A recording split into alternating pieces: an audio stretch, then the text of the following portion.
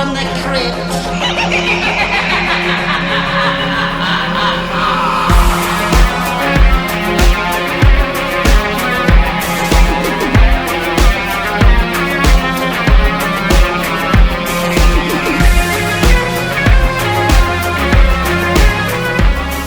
Hello, boys and ghouls. Welcome to episode 37 of Dads from the Crypt, a Tales from the Crypt podcast. My name is Jason, and I am joined by Jody. Hello. And Mondo. 37 in a row? 37? I promise I haven't been drinking tonight.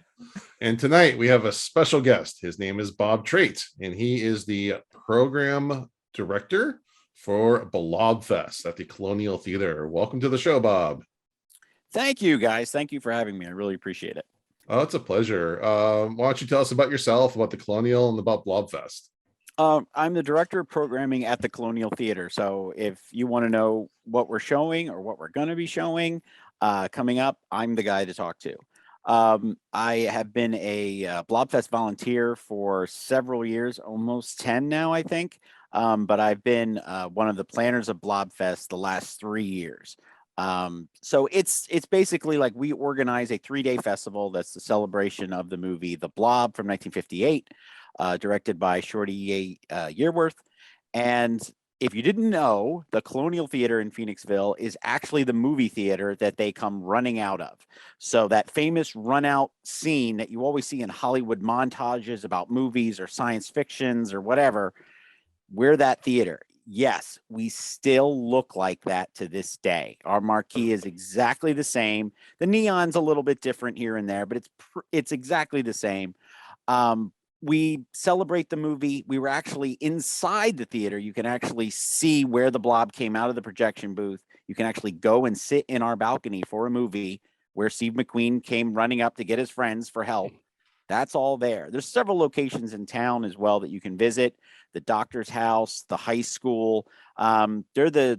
Besides us, they're the 3 biggest locations that are still standing. The grocery store and a few others, they're kind of covered up or they're gone now. So it's a 3-day festival that celebrates the Blob. We do a run out on Friday night, a reenactment of the escaping patrons. We do not show the movie that night. We do not. We just have a stage show with the music acts and some comedians. This year, we're having a horror host from Baltimore named Aurora Borealis. She's going to be there. Yeah, she's very good. We do really like Aurora.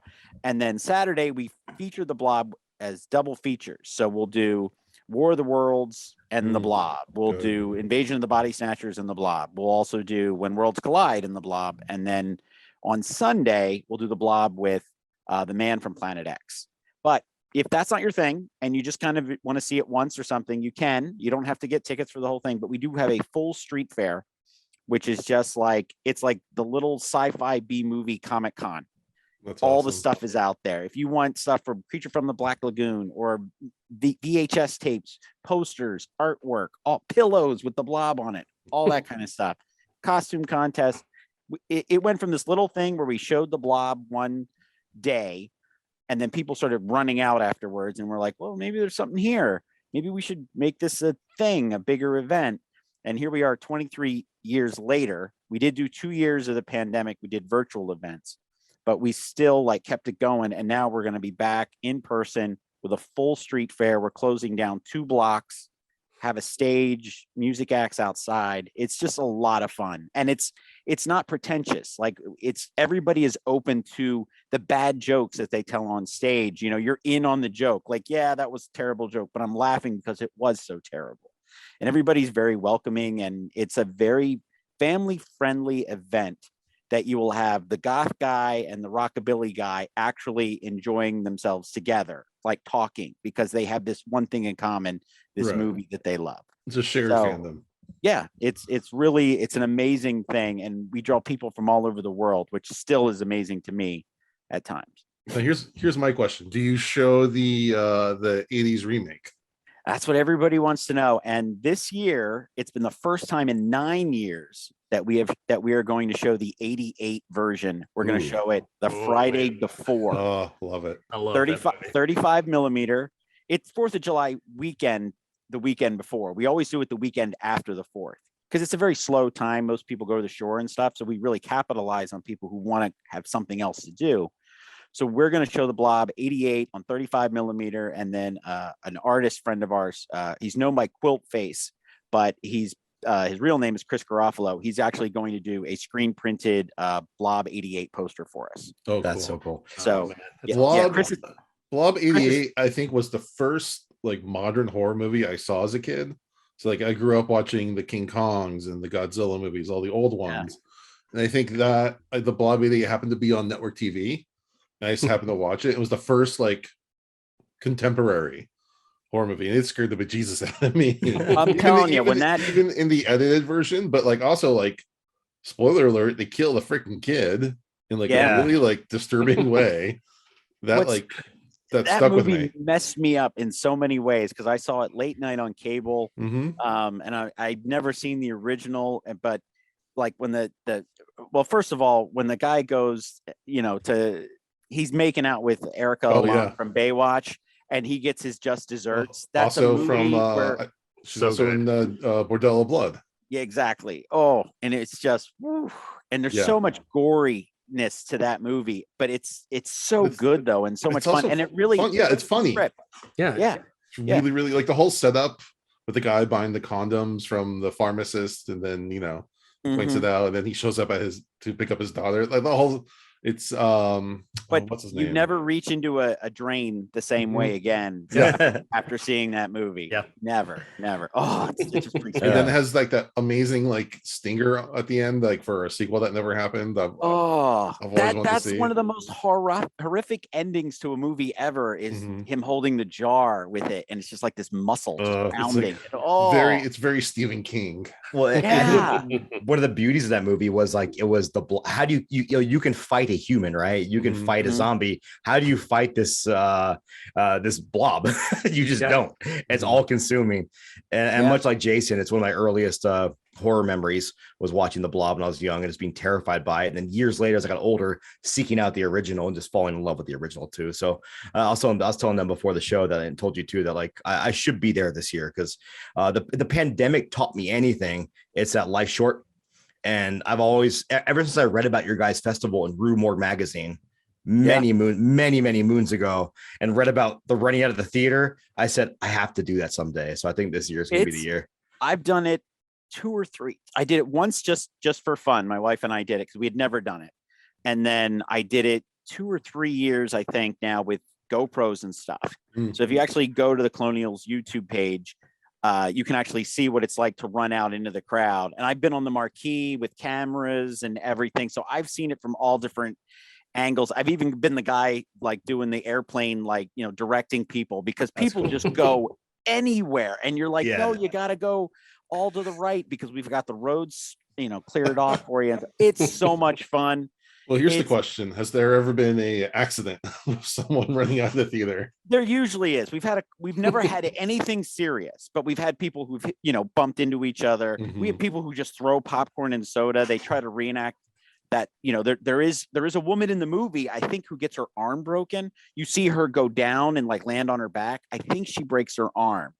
But there's all kinds of things that people are it's just good to just head out and just stay like on a path. Just know I'm going to go to the right as soon as I go out. I'm just going to go to the right. Some people walk out, which just, I'm like, why would you do that? You should paint little arrows, markers on the ground. Well, like I said, we have the airplane guys out there, and then we just kind of try to hype up the audience. Like we had Santa Claus run out in 2019. We have an alien, a big, classic alien head guy in a cape and everything. He runs out every year. So he's like the professional run out. We've always had the runner, but it's amazing to me how many people can do it in those like saddle shoes and run right out into the street and not slip, because they're all dressed like Bobby Soxers. So, you're like, how are you doing that? Or they're dressing in the, the greaser boots and stuff. So I'm like, I would be wearing sneakers. No way. It's a lot of fun. And it's amazing to see how many people come to watch it.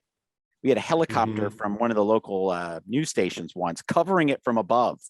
So that's so cool. That's just like, and then to see, like now then they show the helicopter up and you're like, wow, man, they're really up there. So it's something to behold. I really hope you can make it, Mondo, because it's like the running of the bulls, you know. The beauty is, for my job, I travel all the time for my job, and I get to put everything on my credit card, and they pay me back. So I have Nice. all these frequent flyer miles. So unless something catastrophic happens the next, knock on Yeah. wood, the next 4 or Knock 5 on wood. months, I should be there. But now that you said that, I'm definitely coming with my wrestling singlet and my luchador mask. Yes. Why not? So I can run Do out as a it. luchador. I'm not joking. It's going to happen. No, do it. Come like do it up. Like, we had a photographer who's like, everybody's so just like, yeah, I did it. And nobody's dressed up, nobody's insane. It's just like, come on out and just have a really good time doing it. I've wanted to do it as a robot with like fire cool. extinguisher hands and stuff. That'd be so cool. I never have the time to build the outfit or any of that. So I'm just, because it just gets so crazy that last week. So I never have time to actually suit up. Mondo, should I get you a Dad's the Crypt leotard from Redbubble? I wouldn't tell you no, but that might stay in the bedroom. We'll see. And for everybody listening, that costs extra for pictures if you want that. So we put on our only dads. Well, that's awesome. So everyone check that out. We'll talk about socials at the end, but Colonial Theater, if tickets are on Eventbrite, I believe. The tickets we sell the tickets on our own website. Your own website. Okay. And the tickets actually go on sale for members of the Colonial May 26th at 10 a.m. and then for the public on May 27th. And I'm not telling you to join Mondo to become a member, because I know you live far away, but those run out tickets go really, really fast. So, but you know what though, if it means supporting an independent thank you theater, I have no problem spending a few extra bucks. Yeah. Like, I think you just look at it that way. Like, you guys are keeping independent cinema and keeping really cool events like this alive. That there's not a whole lot of independent theaters anymore in the United States, and it's really nice to see. And the pandemic killed a lot of them too. Right. A lot of the ones that we were lucky enough. We have what we call like the blob flag, like that we can fly that up and people know where we are. They know who we are and they're willing to help out. Like the guys from Trailers from Hell were helping us spread the word. Oh, cool. Rue Morgue, Bloody Disgusting. They were out there and they were helping us get word out when we started to GoFundMe to keep our lights on, to keep, everything going.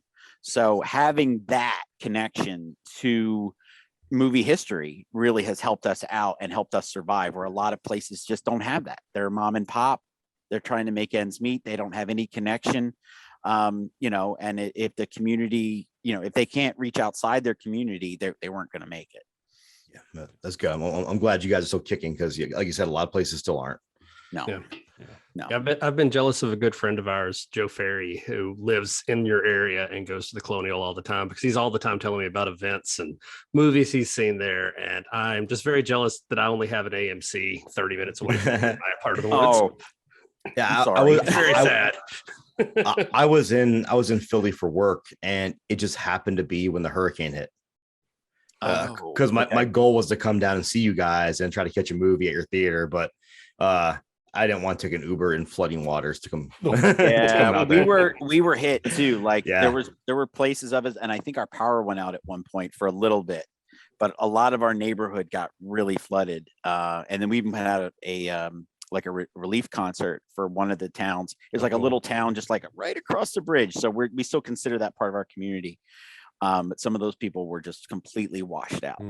So you don't think in PA you're going to get hit with a hurricane and it matters, it's a hurricane, no, and it really hurt. It hurt a lot of people in our town. I was staying in a hotel by the airport, and we probably got it the least, and it was still pretty intense. I could only imagine what some of the surrounding communities got. So we're glad you guys could do that. That's super cool.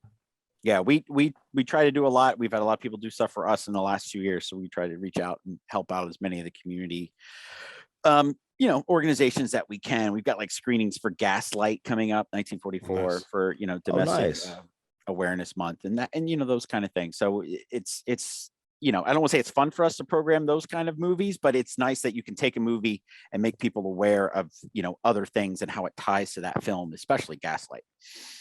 Yeah, for sure. Okay, well, before we get to our review, just a little business. We hope everyone's been enjoying the new podcast we have on our stream. Alan Katz's How Not to Make a Movie, The Making of Bordello of Blood. When this comes out, the first 2 episodes should be out.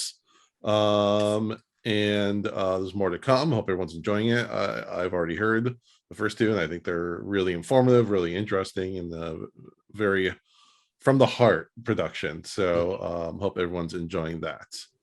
Yeah, if you haven't listened to those episodes yet, it's really cool. Support Al with this. It's really cool. And it's cool to kind of see through his lens the making of this movie that nobody wanted to make. As he put it in his own words, and his interviews with his friends and how they got certain things done. He talks somewhat about Tales from the Crypt and how season 3, how they're ready to can the show until I guess a chance meeting they had. So a lot of really cool stories on that, and I think everyone's gonna enjoy it.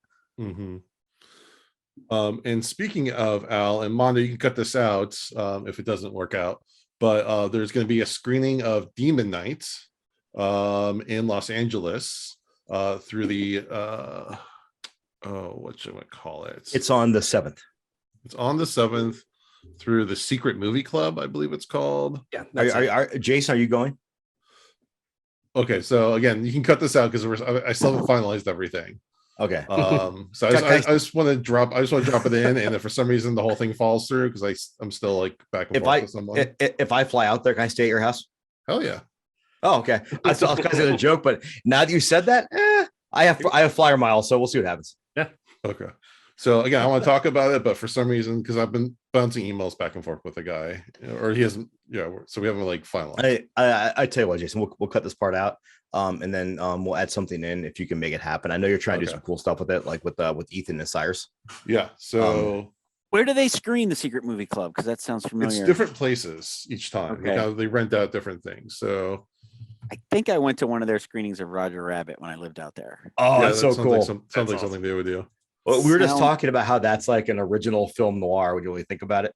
Oh, it's the third Chinatown movie, because you have Chinatown, Two Jakes, and then you have Roger Rabbit. Oh wow, that's cool. Yeah, and I never thought of that. My director gave me permission to run all 3, and I told her, I was like, I can't, because it's a Disney movie and we can't run Disney movies. Oh yeah. Right now. And she's like, what? And she's like this 70-year-old woman. She's really upset that she wants to see Chinatown, the Two Jakes, and Roger Rabbit all in one afternoon. That'd be cool. Okay, we can record something and do a drop in then if it does work out. Okay, so we'll just edit this whole thing out. So tonight we will be discussing Will. Sorry, I said we'll edit this whole thing out. Okay, go ahead. Start backing over. Okay, so tonight we will be discussing Tales from the Crypt episode Split Second, which premiered on August 7th, 1991. Jody, give us a plot synopsis. All right, so we open on the Crypt Keeper in flannel, sharpening an axe, rocking that. Did they still say lumbersexual? Is that still a thing? I was going to say very 90s grunge. Very 90s grunge. Wait, hold a second. What is lumber? I've never heard that term. What does that mean? It's the sexy lumberjack look, the men in the flannel shirts and the big beards that was really popular. Oh, dude. Like me in the fall. That phrase. It's cold here. Is it different from being a bear? I think so, yeah. I think a bear is just without the flannel.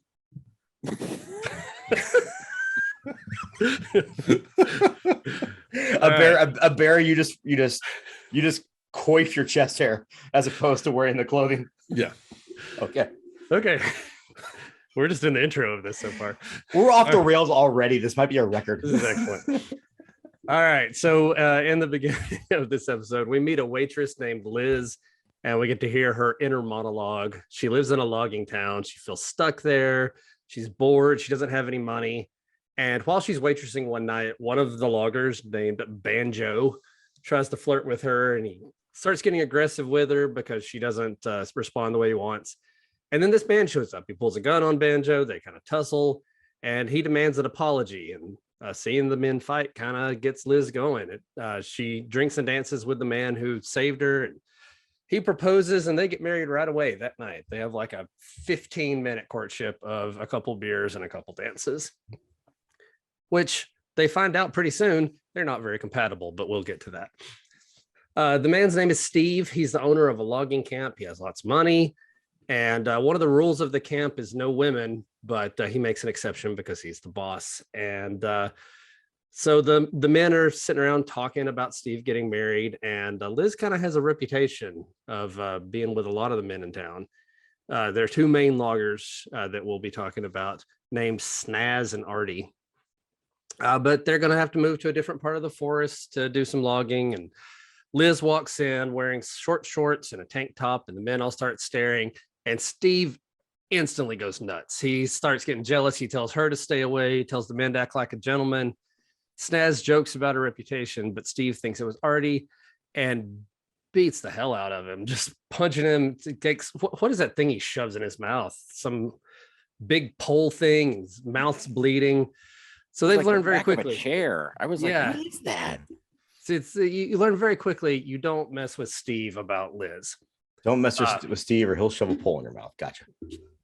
Okay. Liz is angry about Steve getting jealous though, and they have sex, but Steve's outburst has made Liz bored with the whole relationship. This is literally the day after they got married, by the way. She's already bored. She's tired of this, had enough of this man. And so a new guy named Ted shows up looking for a job, and Liz talks with him a little bit, and you can tell she's into him. Steve takes Ted down for like an audition, and Steve doesn't use a chainsaw. He uses an axe, and he stands on this huge tree trunk and chops it with the axe. And I felt very tired just watching this man. It seemed exhausting. Liz, however, feels very different watching this man. Are you saying you and Liz were having different? You guys were not on the same page. Reaction. Okay, I'm having the 40-year-old man reaction. Thinking, oh man, like, my back. Yeah, his back. Terrible after this. And I was like, safety, man. You watch yourself. But Liz is having some very different feelings, and she starts staring, and Steve sees her, but he hires Ted anyway. The other men are really excited because they're going to help him win, or he's going to help them win a lumberjack tournament. So later on, Ted comes to the house looking for Liz because Liz says she needed to move a box, and he's trying to find her. She says, "I'm up here." Walks in, it's the bathroom, and she's in the shower. She asks him to get a towel, asks him to dry her back, and then drops the towel and turn around. And so she's trying to seduce him. She kisses him, but Ted resists. Ted's like, "I don't want to mess with this. This is not something I want to get into." He drops a work glove as he kind of runs out of the place. And at the bar, he's telling the other guys he doesn't know what to do. He's like, "I'm thinking about leaving," but the other guys convince him to stay. While they're talking, Steve comes up behind them and breaks a mug on the table, just explodes the thing, and accuses one of them with cheating with Liz because he found that work glove. He's yelling at them, and they say, like, "Man, this woman is driving you crazy." And Ted decides, you know what? I got to get out of here. Someone's going to get hurt. This is more heat than I want. I just wanted a job. But while he's packing, Liz walks in, and again, she tries to seduce him. He resists, but eventually she kind of has her way, and they start to have sex, but Steve walks in on them, and Liz immediately turns and says that she was forced into it. Steve grabs Ted, throws him all around the room, literally just picks him up and throws him like Carlton being thrown out of the house on the Fresh Prince. Sorry, hold on. We're gonna talk about the Fresh Prince. Hold on, that wasn't Carlton, that was DJ Jazzy Jeff. Oh, that's right. That's right. I'm sorry. Or Norm Macdonald getting thrown out of buildings in the movie Dirty Work. That is true. But anyway, he gets thrown all over the place, and then Steve grabs an axe, hits him upside the head twice with the blunt end, and then just like knocks him on the ground and hits him with that axe again. Ted ends up blind from that beating, permanent blindness. The other lumberjacks tell Ted that he's going to be all right. They're going to teach him how to use a chainsaw, even though he's blind. And it kind of makes him feel better. He's out there, he's doing some work, he's smiling, he's enjoying himself. And meanwhile, the men take Steve by knife point. And we don't really see what happens to him, but they tell Ted he has some more logs to cut with the chainsaw. And so there's two big like tree trunks that are standing upright. And Ted starts to cut through one of the big logs, and there's, a sawdust spraying everywhere, but then mixed in with the sawdust, blood starts spraying everywhere. and the men are all cheering. They're all covered with blood.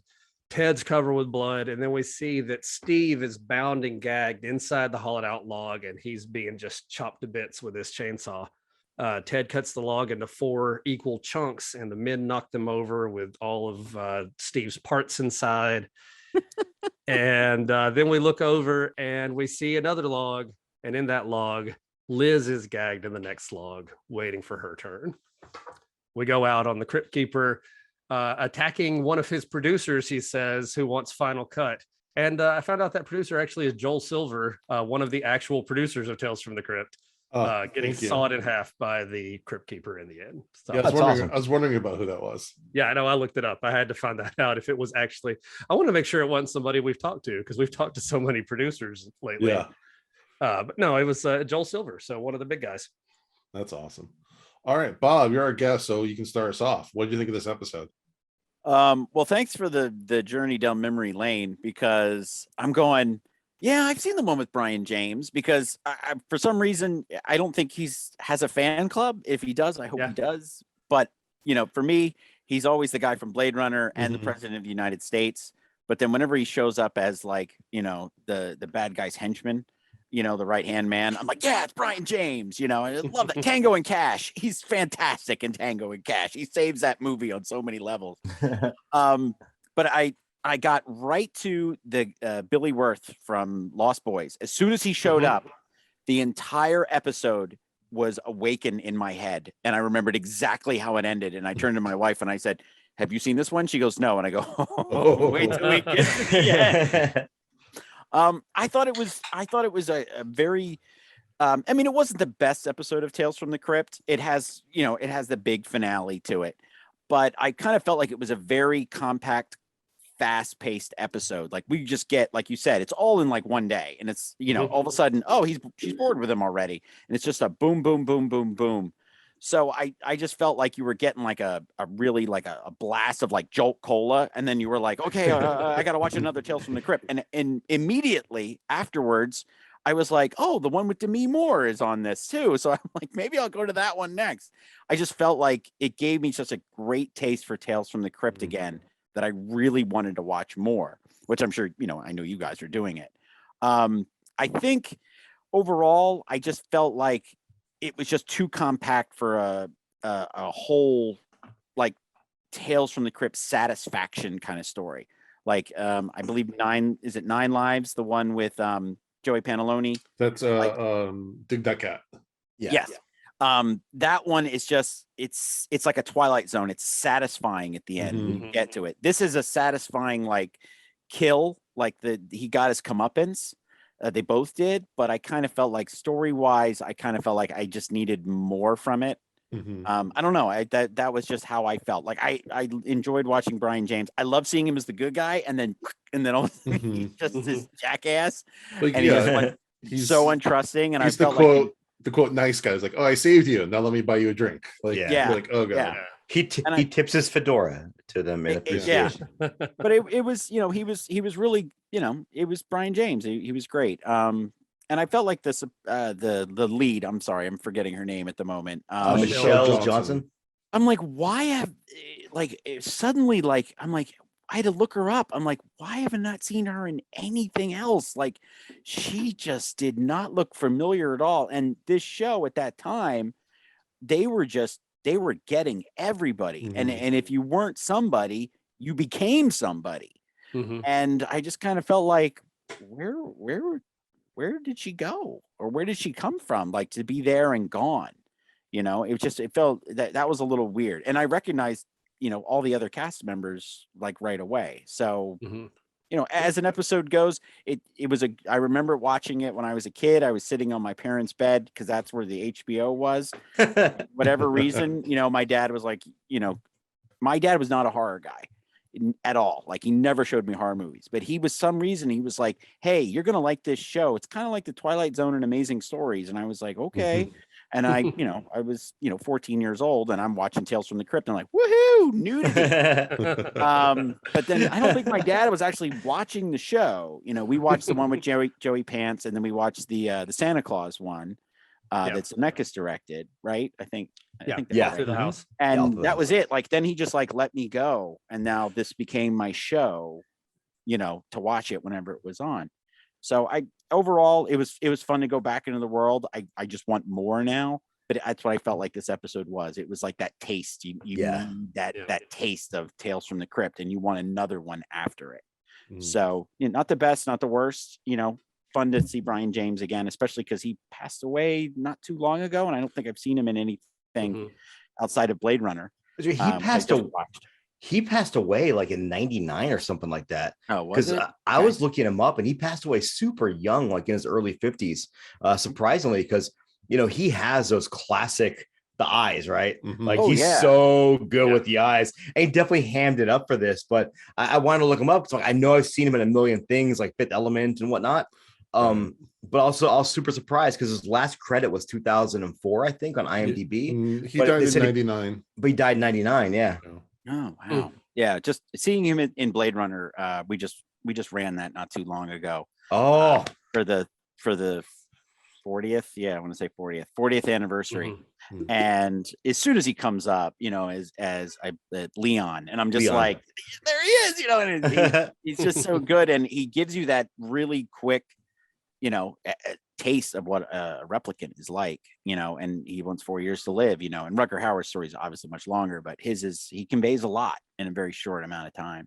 Yeah, and I wish there were better parts for him that we could have seen him, be more than just a bad guy, because usually that's what he is, and that's why I love the Fifth Element with him so much, because he's just the president of the United States or the president of the world or whatever it is. So I'm gonna upset some people here, but I absolutely love Blade Runner.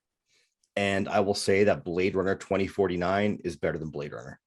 Ooh, I know. I watch it. So what my story of that movie is, I used to have that movie pass, the credit card that they went out of business like after a year, because traveling for work, I like to go watch movies when I travel because I don't have much else to do, so I'll go watch a movie. So I watched Blade Runner 2049 on one night. The next night I watched the movie Jigsaw. Oh boy. Yeah, I know. And then I watched Blade Runner again after that because I had to cleanse my palate. And I just fell in love with 2049. And again, I know people be mad at this, but it's not a knock on Blade Runner. Blade Runner's one of my favorite movies of all time. But I just absolutely thought that Blade Runner 2049 was just something just clicked right for me. No, hey, I mean, you can love it. I love it too. I just think they're two different films. Oh, definitely, obviously. But I wouldn't. When I saw it the first time, 2049, I didn't compare it to the other one. I just felt like, okay, I got more story. I'd set in that world, and I was fine with it. The only thing I didn't quite like was they kind of ended it the same way.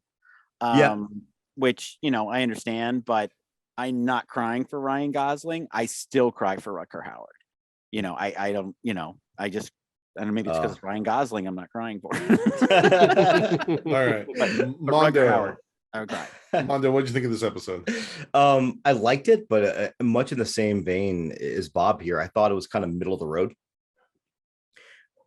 Again, I think we've been spoiled by season three being such a good season with all these great episodes, that this one just feels like, again, like Bob said, that was just kind of unfinished. It was just I never felt like you had that 3-act sequence of like, you never had that real climax. It was just kind of just stagnant across the whole way. I do think it's funny at the beginning. She says that all she wants is a bus ticket out of that place. How much does a fucking bus ticket cost in this place? Because right, you can make that in a day on tips. And I also look at this I'm watching when she gets married, and now she has obviously has some kind of money, I guess. She could have sold some jewelry, gotten on a bus, and gotten out of there, and none of these bad things ever would have happened. He owns a lumberjack company. They don't have a car that she can use to go, and even I don't want you hanging around, everybody. Here's my credit card. Go buy some clothes, go buy some new dishes, just do something not here. And then she could have disappeared. Yeah, I was thinking about all that, and it kind of weirded me out. But it also reminded me in a happy way. Did anybody ever, like when they were younger, because I think we're all around the same age, watching those old, like you'd be up at midnight on a school night because you couldn't go to sleep. You'd pop the TV on and you'd see those old lumberjack competitions. Oh yeah, on ESPN Oh, two. never. that's Oh. Mondo. That's not the late night TV I thought you were going to, but yeah, I know what you're talking about. Hey, Jason, I try to keep it a wholesome show. Come on, get your Okay, mind out of the gutter. Sure, Uh, sure. But that's what reminded me of too, because I still love Those going are to cool. ESPN two and just seeing the most ridiculous sports. Like they would show Magic the Gathering competitions. Oh my god. I love Magic the Gathering. Don't get me wrong. I really do. I'm not saying that sarcastically, but like I don't need to see it on ESPN two. But I still love watching like, the old strongman competitions Yes. and the lumberjack competitions, and that's what it reminded me of. The log but yeah. tossing. What's that? The log tossing. Oh, yeah. There's And the actually spinning. The spinning. See, now I'm starting to remember. Yeah, that. see? Yeah. Spinning on the back and logs, forth. yeah. Yeah. Yes, there's always some cool stuff they do on that. That's what it reminded me of. I thought the setting was really cool. The scenery is really cool. All the actors, again, we talk all the time about how you have to understand the assignment if you're coming to do an episode of Tales from the Crypt, and everyone got it. Mhm. Yeah. I'd probably say Ted might have been the most dramatic out of all of them, and maybe try to play it straight to a fault where it came off Yeah, over he the was a top. he was a little too much. Yeah, I think because you have a choice, right? You either go full over the top, or you go full serious. There's no in between, and he was kind of in between, like he couldn't kind of quite figure out where he was supposed to go with his role. But still, whatever. It didn't take away that much from me. I think the story is a little bit lacking as far as like Bob said, the climax, everything. It just felt very stagnant. But the end, everyone got theirs, I guess. But like, man, this dude Ted just signed on to be a lumberjack, and now everyone's just down to put these other people in the trees and hollow the trees out. That was a lot of work. Yeah, I'm wondering, how do you hollow a tree that big out? Is that a thing that you And can do? were they still rooted? Like that's the other thing. Like I don't quite Yeah. remember looking I- down so far. So did they drill? Yeah. There's some logistical issues with this one. Yeah, You that's know, a I really don't, elaborate setup that more than I think those guys have put into it. This is also a town where late at night after work at the bar in the Pacific Northwest, somewhere out in the woods, you can find someone to marry you so that you wake up the next morning married. Things happen. Okay. Sometimes you haul out logs. Sometimes you get married 11:30 at night out in the woods. If a mummy and a two-headed man can find a blind priest in the middle of the night. So I've worked at some remote places in the Pacific Northwest, and if you have more than 8 teeth, you could probably be married by the morning. So I'll just put it that way. I'm not naming names of towns. I'm looking at you. I'm just kidding. Yeah. So I could definitely see that part. Don't But besiege my old town of Beaverton, Oregon. Oh, you live in Beaverton. Okay. Did you guys have a lot of beavers? Never saw one. That's some bullshit. Like that'd be like living in a country called Greenland and it's just a bunch of ice. All right, Jody, what did you think of this episode? All right, I'm going to buck the trend a little bit because I really enjoyed this one. This to me felt like old school EC comics. It's nasty, it's exploitive, it has all the tropes. You know, you got this manipulative femme fatale, you've got this crazy insecure man. You got revenge. I mean, this is all just like if somebody was wanting to do kind of like a paint by numbers version of an EC comic story, you got all the elements here. And then for the show, add in some more violence, some more blood and boobs, and you've definitely got like a just straight down the middle Tales from the Crypt episode. It is exactly what you expect. It's the episode that they're fake filming at the beginning of Demon Night. You know, it's just that's yeah. yeah, it's gore and violence and sex. And Yeah, you know what? Yeah, this is the prototypical episode that your parents Yeah. warned you about. yeah, absolutely. This is what people think of when they think of Tales from the Crypt. You know, we've watched a ton. We know there's a lot of variety, but this is the kind of stuff people think of. But I really like it. You know, I like the voiceover gave it kind of this cheesy noir feel that I kind of dig. And I also love everyone in this episode ends up being a maniac in some way.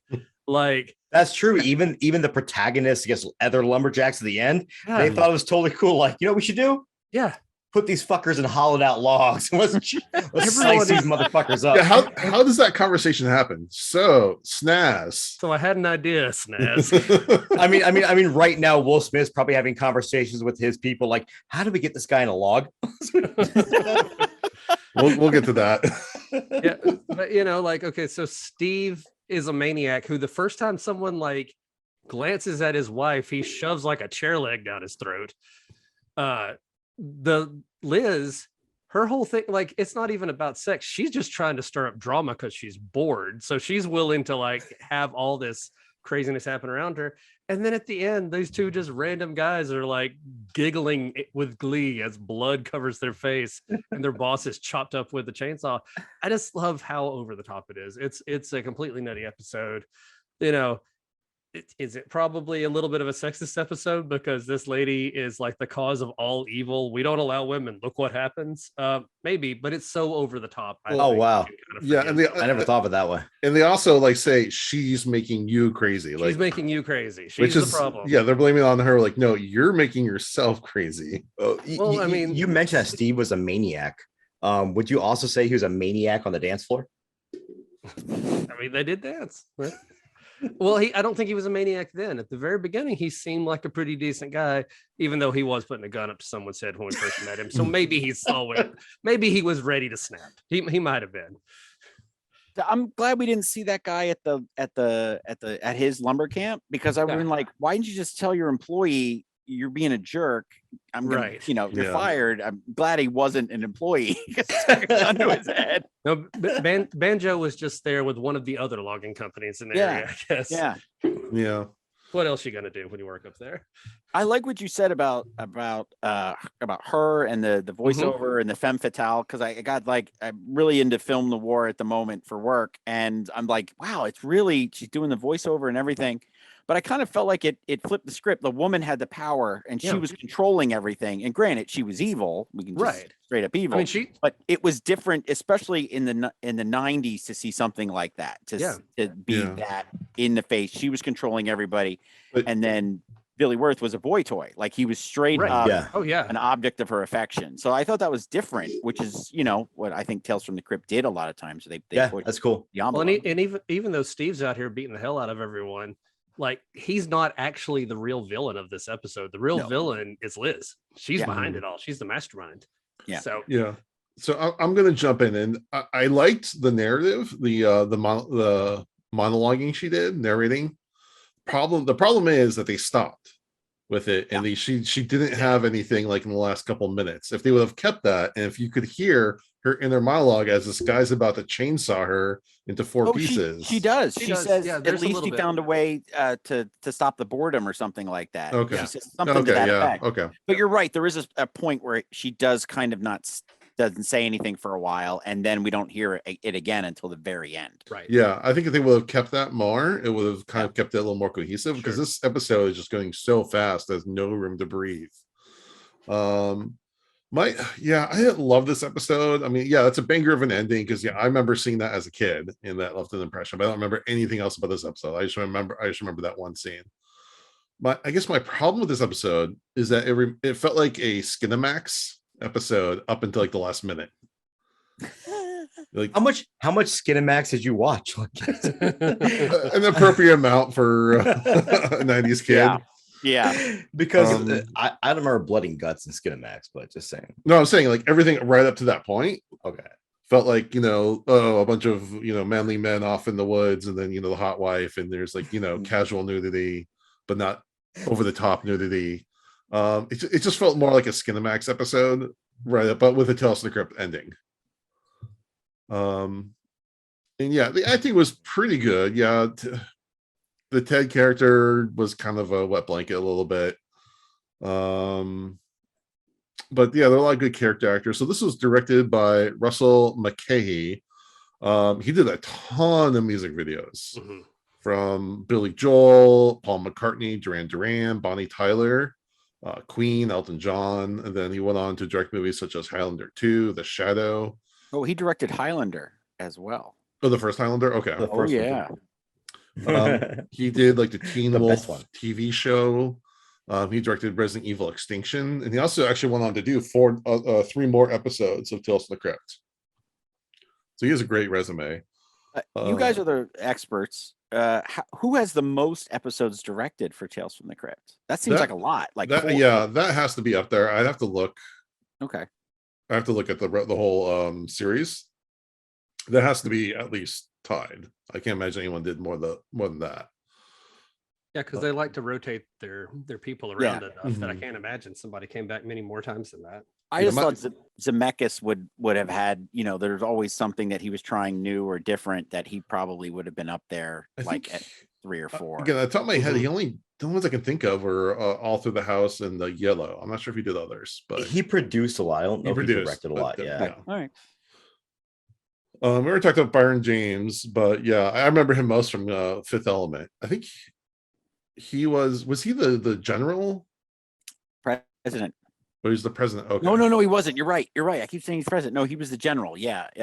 because he had like that weird kind of Tiny Lester was the president. Tiny okay. Lester was the president. That's right. Zeus Mhm. of Zeus. WWF fame. No holds barred. Yep.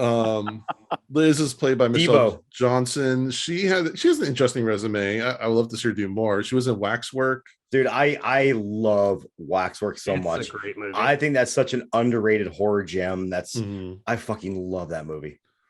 She did Death If Becomes you guys Her. haven't seen it, go out of your way to see it. I'm not exaggerating on that. Like, Yeah. yeah. It's silly fun. Yeah, I think that's definitely one on my list. Death Becomes Her, which is just a great 90s. Mhm. Also, of that was people. also Zemeckis too. So Mhm. Yeah. probably Mhm. where he spotted her was here. And she also was in Dr. Giggles a year later. Oh.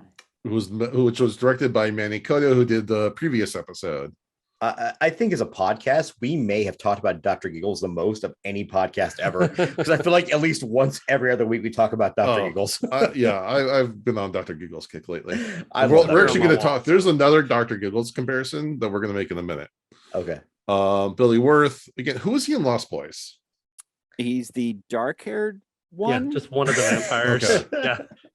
I'm trying to remember how he gets it. He's like, "You killed Marco." Okay, he's And I just think- one of the other vampires. Yeah, Okay.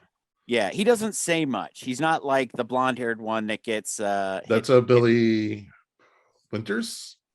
Yes, He's the curly blonde-haired one. Then Okay. there's the Right. straight. They call him the twisted sistered one. There you go. Yeah. I like that. He was also in Body Snatchers, kind of a Invasion of the Body Snatchers kind of redo. Yeah, the Um, '90s one. And then Snaz, I kind of love Snaz.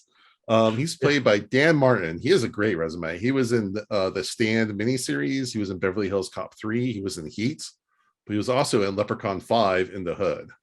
Hey, and Sleepwalkers. And Sleepwalkers, yeah. Oh yeah. Yeah. Yeah, overall, especially for the episodes in this season, I mean, if this was like a season 6 or 7 episode, I'd probably rate it higher because what it's compared by. But being in season 3, it's just kind of middle of the road for me. Banger of an ending, but overall, it just doesn't really gel. But one of the really interesting things is, Mondo, you usually often bring up the composers, but I happened to look at this one, and it was composed by Brian May.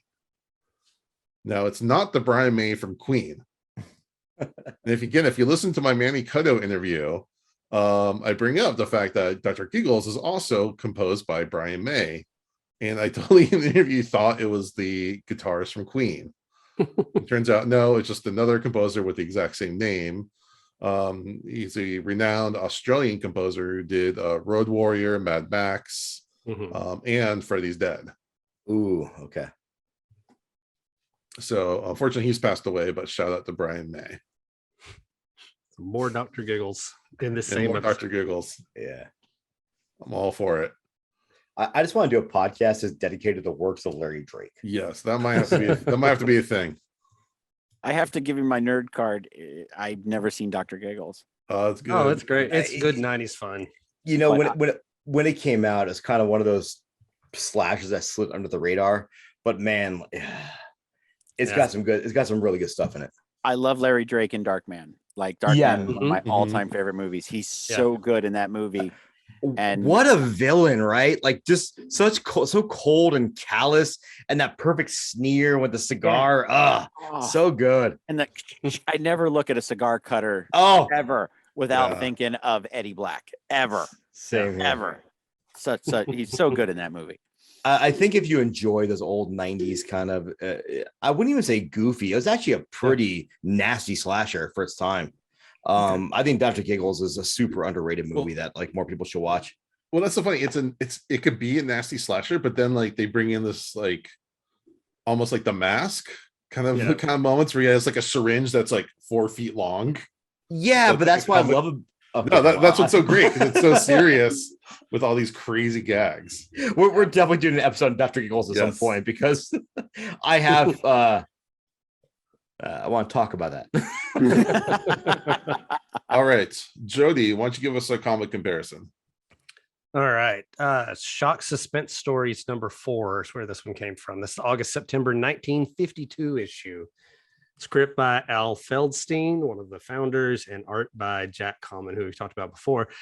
And as I talk about this, like I think this is why I ended up enjoying this episode so much, because of the ones that we've done, this is probably the most faithful adaptation of the story of any of them. So this is why I say this one felt like an EC Comics story. You know, a lot of times they kind of take it as inspiration and then just run with it and do their own thing.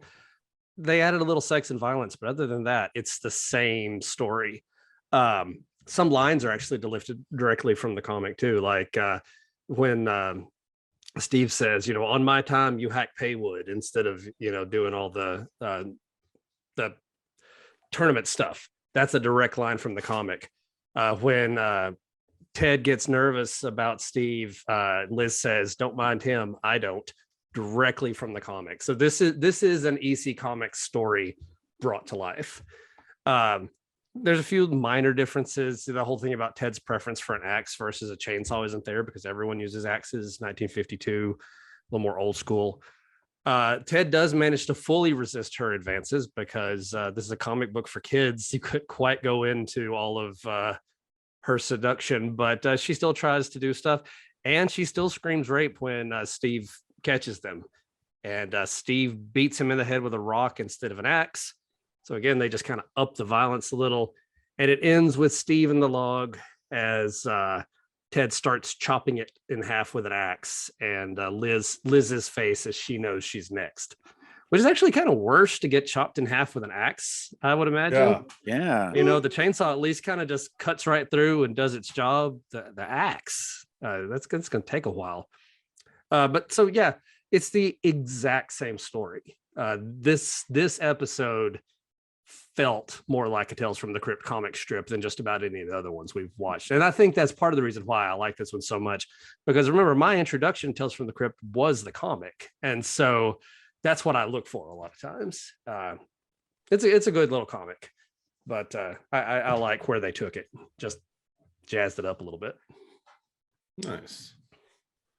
All right. Any parting thoughts before we go to our ranking? No? Okay. Bob, scale of 1 to 5. You can do half points, 5 being best, 0 being the worst. What do you rate this episode? I'm going to give it a 3. Like I said, it ignited my thirst for more Tales from the Crypt.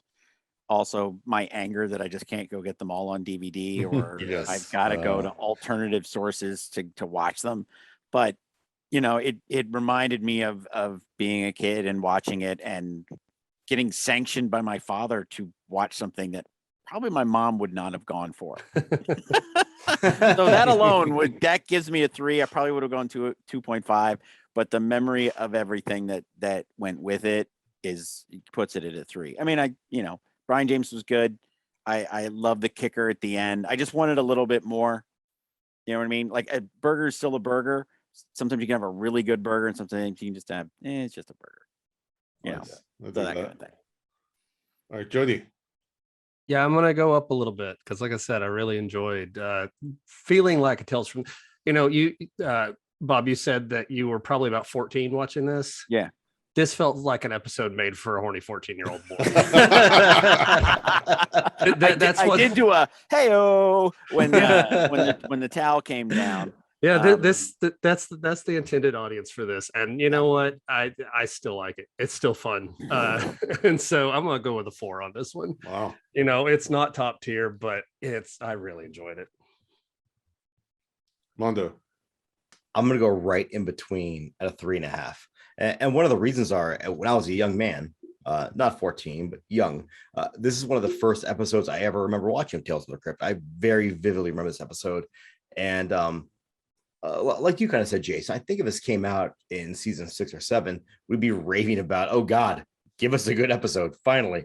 But the fact that it's gotten sandwiched in between these just really phenomenal episodes of Tales from the Crypt that were kind of just very lukewarm on it. I think 3 is a great score. I think 4 is a great score. I got to go right in the middle, 3.5. Great episode, not top tier, but solid. All right. In my head, before we start recording, I was gonna go with a 2. Ooh. Yeah. Ooh. But you know what? Jody's brought me around a little bit. And Yes. also it occurred to me I was never bored watching it. Yeah. A There's lot no of time. A lot There's of no the time to get times. bored. Yeah, a lot of it I was kind of like, oh, this isn't great, but at least I'm paying attention. So I'm gonna go with the 3. You brought me up a whole point, Jody. Woo! Got that power. Power tripping persuasion. now, actually. But yeah, this might be one of the more diversive episodes we've reviewed as far as our opinions. But yeah, I feel like that's appropriate. Alrighty, moving on. Jody, Mondo, give us your song of the day. Ooh, okay. So I'm going to go with a band that came out in the late 80s. And they've been around. They stopped their career in about the 2000s. They're not a great band. I'm not going to pretend like you probably should never listen to this song. I'll just be honest with you. The records were kind of so this band was really into horror films. So all their albums had all these intros of some really cool, like obscure horror films, especially back when they were like really starting their craft in their really early 90s when they put their full lengths out into the late 90s and early 2000s, when it wasn't just like, oh, you've already seen all these films, you can find them on YouTube. They had a lot of really cool intros and obviously wore their love of the genre on their sleeve. They're a band from New York called Mortician, fronted by Will Romer, who started a whole group out there called NYDM, which is the New York Death Militia. Just a bunch of death metal bands getting together to do shows together and whatnot. Really fucking odd dude. I met him out here at the Boston back in like 2006 out here in Las Vegas. And I got to the show and the stage was not even ready to, like, as in, when I say that wasn't ready, people were actively using table saws to cut it up. And I said, what's happened? He goes, I don't know. We got here and they gave us money and said, maybe you don't get to play tonight. But he was, yeah, exactly. He was a nice guy though. But in 1999, they released at least my favorite record of theirs.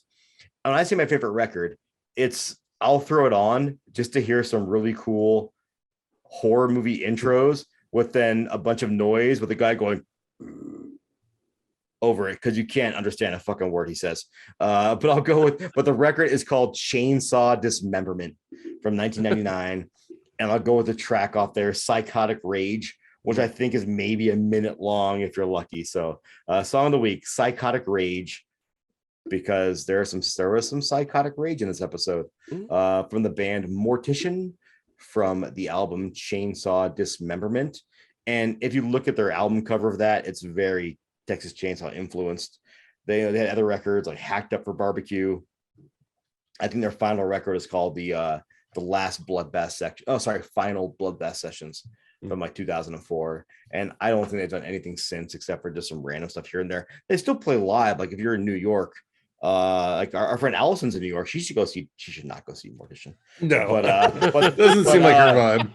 But they're there if she wants to see them. They're not really my vibe anymore either. But I like the fact though that they were just, again, it was kind of cool. It's that crossover with metal and horror. It's always warms my heart when I see that. No Monty Python this week. Did I do Monty Python last week? No, but I'm a lumberjack and I'm okay. I'm a lumbersexual and I'm okay. It's been in my head all day. What, lumbersexuals? All right, Jody. Hit us with some trivia. Speaking of head, we're gonna Okay, so quick little bit of trivia for this one. Several people have talked about the setting. I love the setting. I love the being out there in the woods. It looks like the Pacific Northwest, and that's because it is some of these same sets were used in Twin Peaks. And so if you enjoy the lumberjackiness of Twin Peaks with the mill and everything, you've got some of that same area out here. So maybe one of those logs that was cut became someone's favorite log and she carried it around everywhere. Who knows? Jody, do you know where that was filmed? I do not know specifically. Like in I just know that some of the Washington? sets were also used for Twin Peaks. That's all I've got on that one. All right, I'll find out, I'm though. going to Google where Twin Peaks was filmed. You know what's really sad is when someone says the term Twin Peaks to me, my thought is the old show, even though I've never seen it.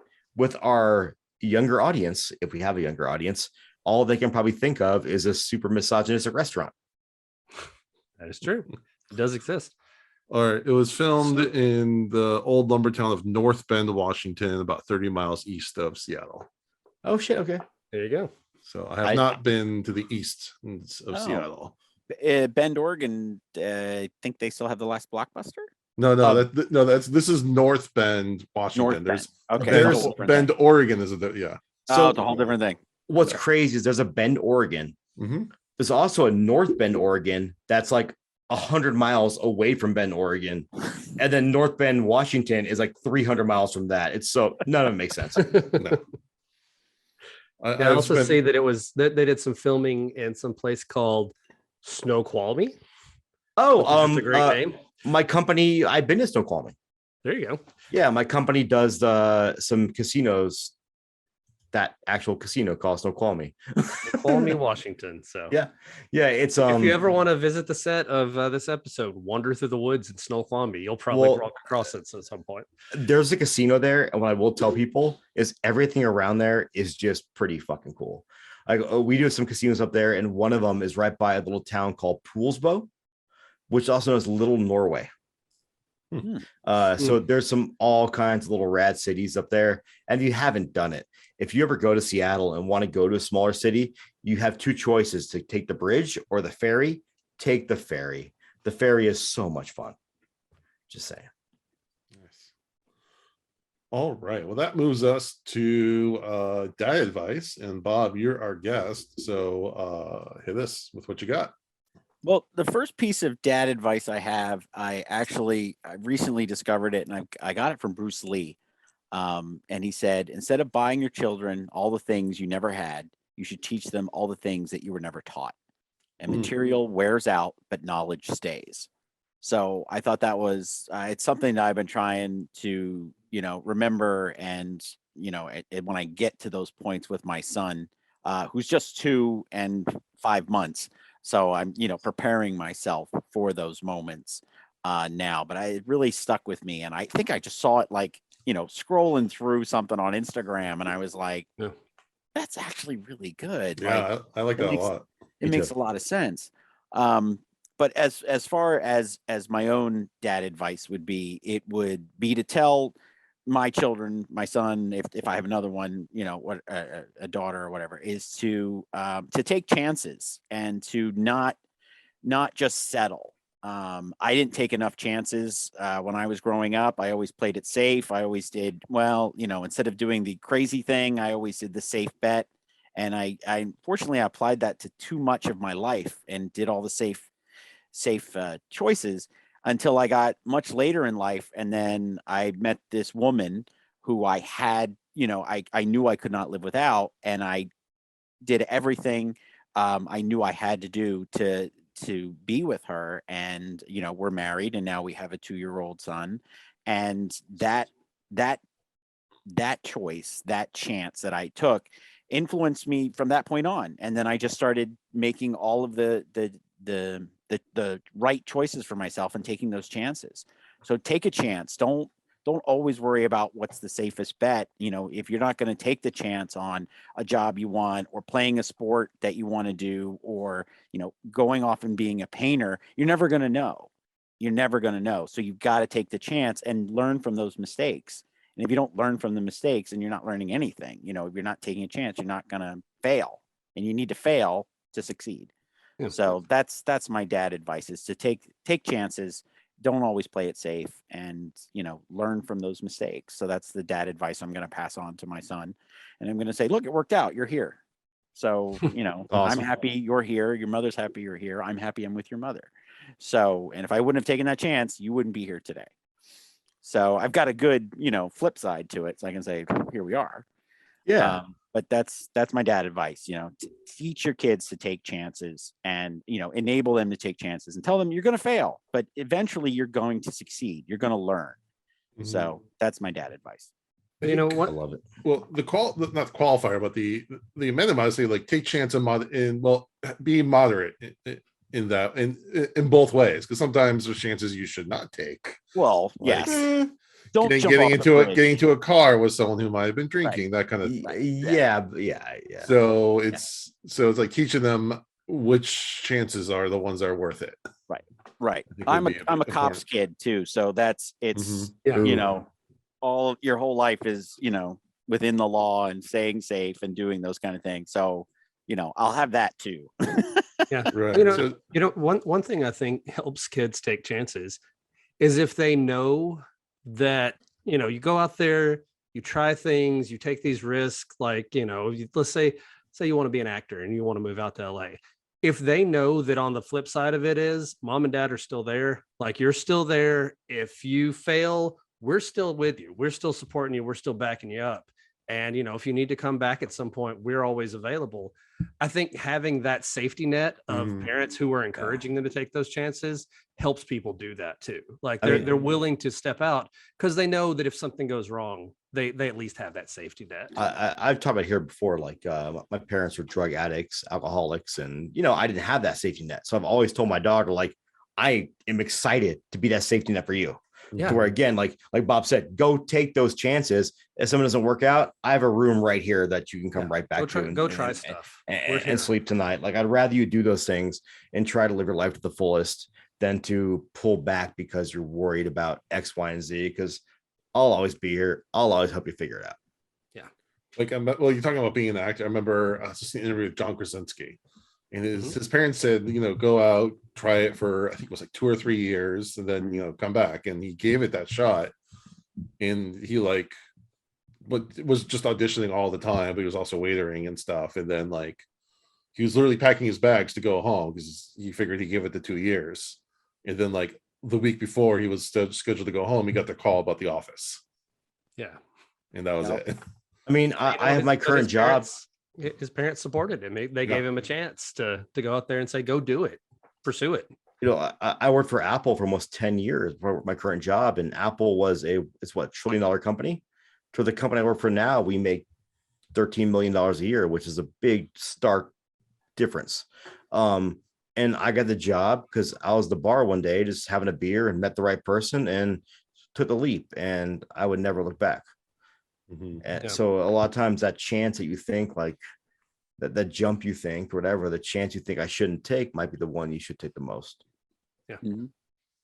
You never know. Again, we're a bunch of older gentlemen giving this advice, but I think we have a little bit of experience to where I think we can give this advice. Like, I think we've probably all been in the state where we look back at our lives like, man, what would have happened if I'd have twisted this way? And that's not a bad thing, right? I don't think any of us regret where we're at now. I'm glad that I'm where I'm at now, and I made decisions. I have the people in my life that I have now. But I do think though, like, it's cool to be able to give our children that, say, like you said, the safety net for them to fail, and to still be there and be like, all right, it's totally cool. We'll be here. We'll be here no matter what. All right. That wraps up another episode. Bob, thank you so much for coming on tonight. Thank you, sir. Where can people follow you and go find the Colonial? Well, you can visit us at thecolonialtheater.com, and we spell theater with an R-E, not an E-R. Nice. But if you're really interested in Blobfest, you can type in blobfest.com. It'll take you right to the Colonial's direct page of the Blobfest. Sign up for our newsletter. We're on Instagram, we're on Facebook, we're on Twitter. We have all that stuff.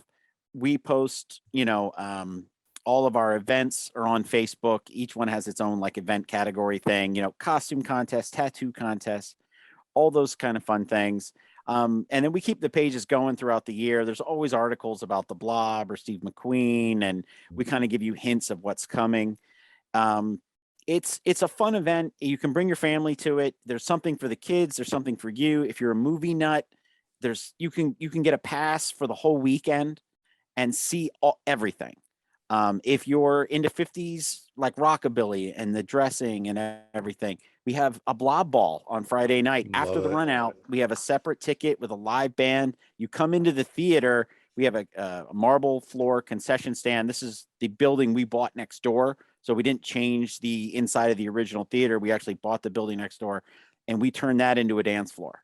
Cool. So we do have a lot of other things going on throughout the weekend. It's really something for everybody.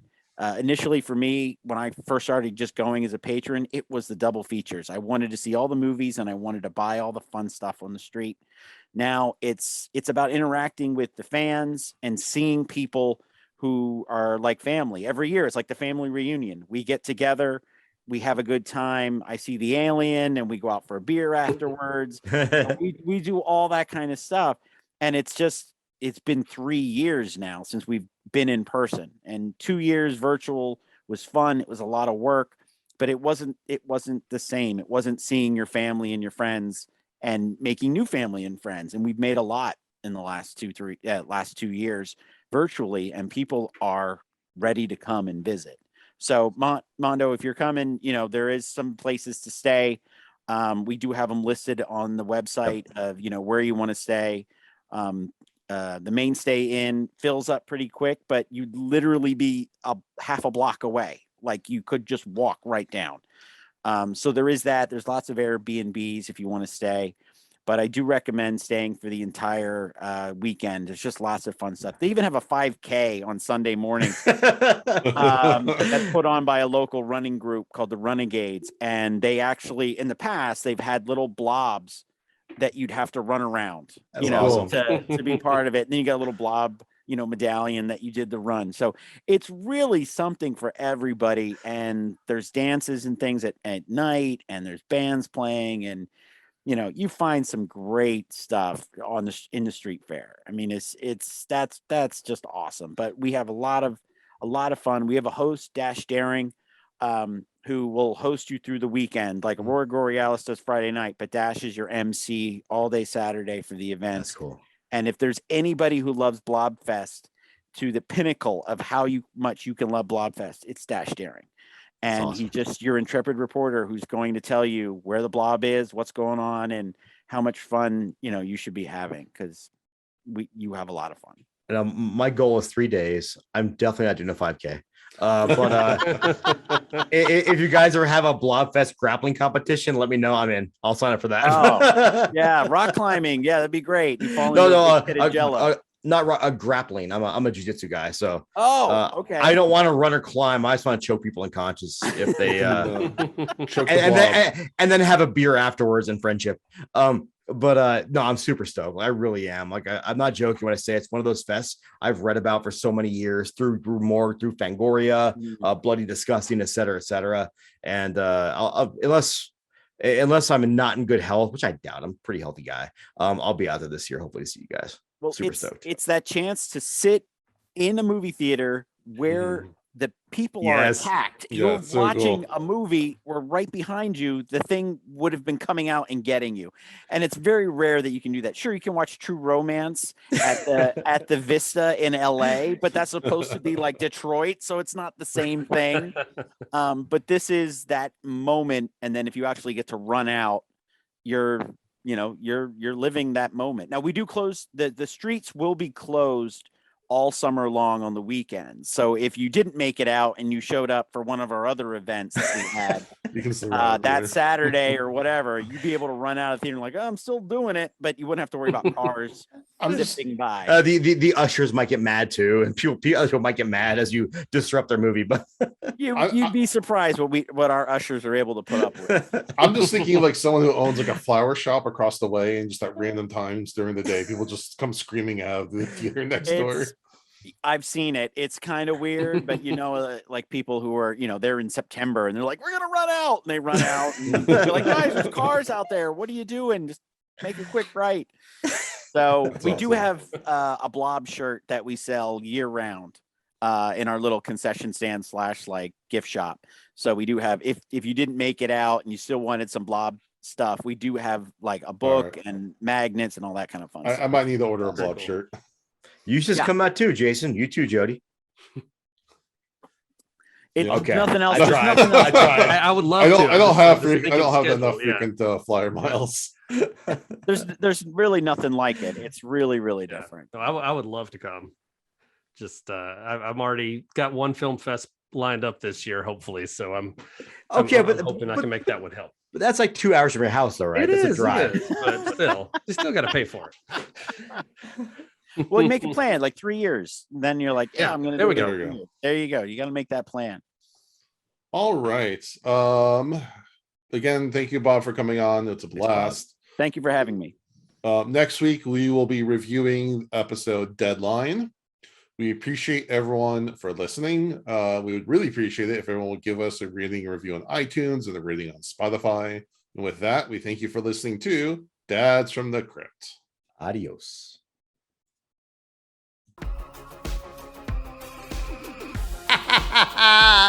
Follow Dads from the Crypt on Facebook, Twitter, and Instagram, or I will follow you to the grave.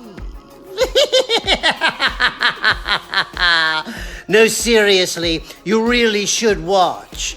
But be careful what you ask for. You may get it.